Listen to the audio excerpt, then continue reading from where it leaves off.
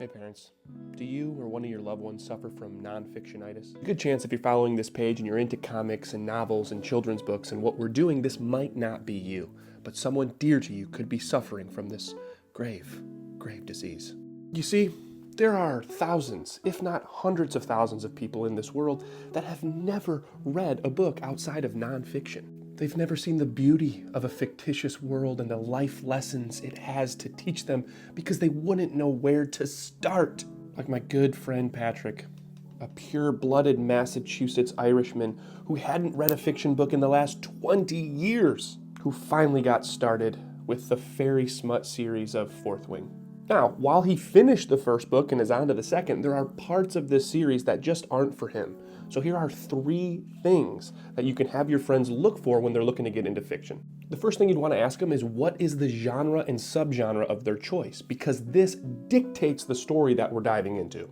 Fantasy and sci-fi worlds exist out there, and we typically haven't heard of them before, while literary and historic fiction can come in the world that we're used to seeing every day.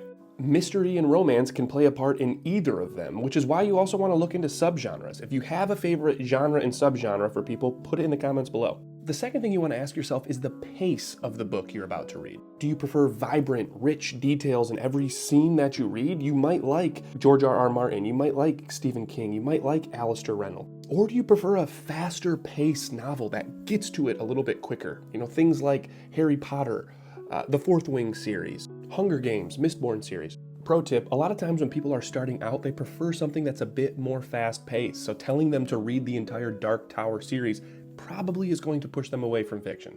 And then the third thing you want to ask yourself is, do you prefer a book that's more plot-heavy or character development-heavy? Let me explain. For some people, it's the twists and turns of a plot that draw them into a new world. What's coming next? What can I expect? What's around that corner?